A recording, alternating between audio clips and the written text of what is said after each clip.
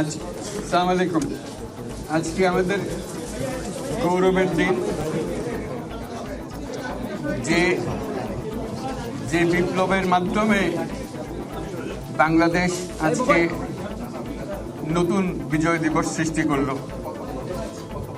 সেটাকে সামনে রেখে এবং আরো মজবুত করে আমাদেরকে সামনে এগিয়ে যেতে হবে। যারা এটা সম্ভব করেছে, যে তরুণ সমাজ, তাদের প্রতি আমি আবার সমস্ত প্রশংসা এবং কৃতজ্ঞতা জানাচ্ছি তাদেরকে। তারা আমার পাশে আছে। এরা এই দেশকে রক্ষা করেছে, এ দেশকে নতুনভাবে পুনর্জন্ম দিয়েছে এবং এই পুনর্জন্মে যে বাংলাদেশ পেলাম, সে বাংলাদেশ যেন অত্যন্ত দ্রুত গতিতে এগিয়ে চলতে পারে, সেটাই হলো আমাদের শপথ। সেটা আমরা রক্ষা করতে চাই, এগিয়ে যেতে চাই। আপনারা আমার উপরে আস্থা রেখে আমাকে জানিয়েছে, ছাত্ররা আমাকে আহ্বান দিয়েছে, সেটাতে আমি সাড়া দিয়েছি। দেশবাসীর কাছে আমার আবেদন, আপনারা যদি আমার উপরে বিশ্বাস রাখেন, আমার উপরে ভরসা রাখেন, তাহলে নিশ্চিত করেন যে দেশে কোনো জায়গায় কারো উপরে হামলা হবে না। এটা আমাদের প্রথম দায়িত্ব। এটা যদি আমি করতে না পারি, এটা আমার কথা যদি না শোনেন আপনারা, তাহলে আমার প্রয়োজন এখানে নাই। আমাকে বিদায় দেন, আমি আমার কাজে থাকি, সেখানে আমি ব্যস্ত থাকি। যদি আমাকে প্রয়োজন মনে করেন, তাহলে আমাকে প্রয়োজন মনে করলে আপনাদেরকে দেখাতে হবে যে আমার কথা আপনারা শোনেন।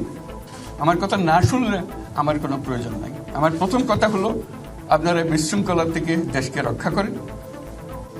এই স্বাধীনতাটা আমাদেরকে রক্ষা করতেই হবে। শুধু রক্ষা করা নয়, এই স্বাধীনতার সুফল প্রতিটি মানুষের ঘরে পৌঁছাতে হবে। তা না হলে এই স্বাধীনতার কোনো দাম নেই।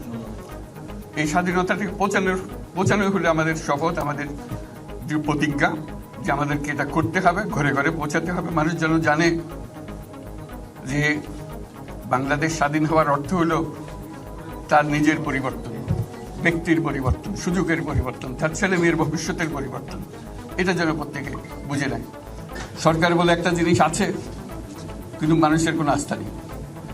মানুষ মনে করে সরকার একটা দমন পীড়নের একটা যন্ত্র, যেখানে পায়, যেখানে সুযোগ পায় তার একটা কষ্ট দেওয়া, তার থেকে নিংড়ে দেওয়া, যে সকল স্তরে। এটা হলো তার থেকে কেমনভাবে সামাল দিতে হবে, তাকে একটা ভয়ের একটা জিনিস, তাকে সামাল দিয়ে চলা। এটা হলো সরকার। এটা সরকার হতে পারে না। সরকারকে দেখে মানুষের বুক ফুলে উঠবে যে আমাকে সাহায্য করবে, আমাকে রক্ষা করবে, আমার সরকার আমার জন্য দাঁড়াবে। সরকার তার জন্য দাঁড়ায় না করে সময়। এই সরকার হবে, সেই সরকার মানুষকে রক্ষা করবে, মানুষের আস্থাভাজন হবে। কেউ জোর করে তাকে বলার ভালো হচ্ছে এটা না। সে নিজে নিজে বিশ্বাস করবে, সরকারি লোক দেখলে বলবে আমার লোক, আমাকে রক্ষা করার লোক। সেই আস্থাটা আমাদেরকে ফিরিয়ে আনতে হবে মানুষের মনে। তাহলে মানুষও যোগ দেবে এটাতে। মানুষ এখন পিছিয়ে থাকে যে কিসের মধ্যে আমাদেরকে ঢুকিয়ে দিচ্ছে। আমরা যেন জানতে পারি যে এইটা আমরা সবাই মিলে আমরা অগ্রসর হতে পারি। একটা বড়, সারা বাংলাদেশ একটা বড় পরিবার। এই পরিবার আমরা একসঙ্গে চলতে চাই এবং আমাদের মধ্যে দ্বিধা দ্বন্দ্ব যা কিছু সরিয়ে ফেলতে চাই। যারা বিপথে গেছে তাদেরকে পথে আনতে চাই, যাতে করে একসঙ্গে আমরা কাজ করতে পারি। এর মধ্যে আমরা শুনলাম, আসার পথে শুনে আসছি যে এখানে আইন শৃঙ্খলার ব্যাঘাত হচ্ছে, মানুষকে আক্রমণ করছে, ঘরবাড়ি জ্বালিয়ে দিচ্ছে, সম্পদ জ্বালিয়ে নষ্ট করছে, চুরি করছে, দিয়ে যাচ্ছে, অফিস আদালতে আক্রমণ করছে, সংখ্যালঘুদের উপর আক্রমণ করছে, হিন্দু, বৌদ্ধ, খ্রিস্টান, আহমদিয়া সবার উপর আক্রমণ করছে। এগুলো হলো ষড়যন্ত্রের অংশ। এগুলো আমাদের বিষয় না। আমাদের কাজ হলো এটাকে রক্ষা করা, সবাইকে রক্ষা করা। এটাকে প্রতিটি মানুষকে, প্রতিটি মানুষ আমাদের ভাই, আমাদের বোন, তাদেরকে রক্ষা করা এবং আমাদের একটা শৃঙ্খলা ফিরিয়ে আসা। বিশৃঙ্খলা, সহিংসতা এগুলো হলো অগ্রগতির বড় শত্রু। আজকে আবু সাঈদের কথা মনে পড়ছে আমাদের, যে আবু সাঈদের ছবি বাংলাদেশের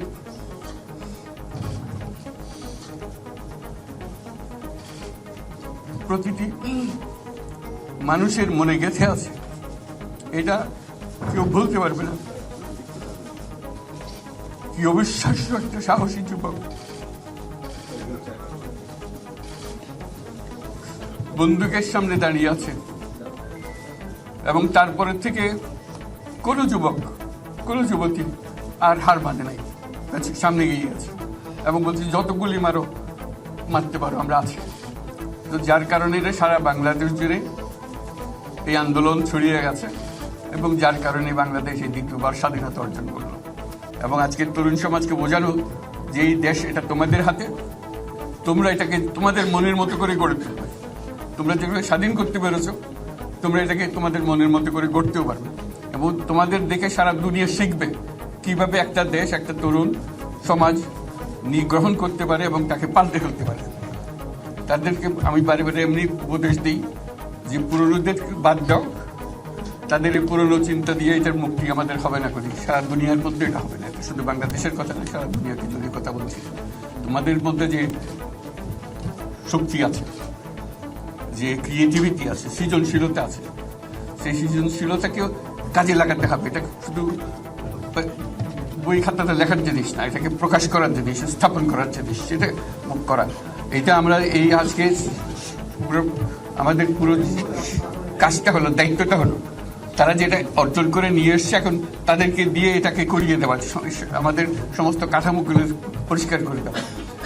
আমাদের যে যাত্রা শুরু হলো সেই যাত্রার শত্রু, কাজে এই শত্রুকে যাতে রোধ করা যায়, তাদেরকে বুঝিয়ে শুনিয়ে হোক, তাদেরকে আইন শৃঙ্খলার হাতে দিয়ে হোক, এটা বোঝাতে হবে। তাকে মেরে পেটে এটা ঠিক না, আইন শৃঙ্খলা নিজের হাতে ঠিক না। তাকে আমাদের আইন শৃঙ্খলা বাহিনী এমন হতে হবে, তাদের হাতে সুপর্দ করলে আমরা নিশ্চিন্ত থাকবে তার একটা বিহিত হবে। এমনগুলো আমরা হাতে দিয়ে দিলাম, 2 টাকা দিয়ে আবার ছেড়ে দিল, এটা যেন আবার না। আমাদের সেই আস্থাটা আমাদেরকে আনতে হবে। কাজে আইন শৃঙ্খলা যখন আমাদের প্রথম কাজ, এই আইন শৃঙ্খলা ঠিক না হওয়া পর্যন্ত এটা আমরা অগ্রসর করার জন্য পদক্ষেপ নিতে পারবো না। আপনারা সহিংসতা থেকে দেশকে রক্ষা করেন, যাতে আমরা যা আমাদের ছাত্ররা আমাদেরকে পথ দেখায়, সেই পথে আমরা এগিয়ে যেতে পারি। এটা একটা খুব সুন্দর দেশ হতে পারে, বাংলাদেশ একটা খুব সুন্দর দেশের সম্ভাবনাময় দেশ। কাজে এই সম্ভাবনাগুলোকে আমরা নষ্ট করে দিয়েছি। এখন আবার সেই বীজতলা আবার তৈরি করতে হবে, আবার আমাদেরকে জেগে উঠতে হবে। তারাই এই বীজতলা তৈরি করবে, তাদের হাত দিয়েই হবে এবং তাদের দিকে আমরা তাকাবো এবং আমরা তাদের নির্দেশ মতে আমরা অগ্রসর হব। এখানে সরকারি কর্মকর্তা কর্মচারী যারা আছেন, সেনাবাহিনী, বিমান বাহিনী, নৌবাহিনী প্রধানরা যারা আছেন, তাদের প্রতি অনুরোধ, আমরা একটা পরিবার।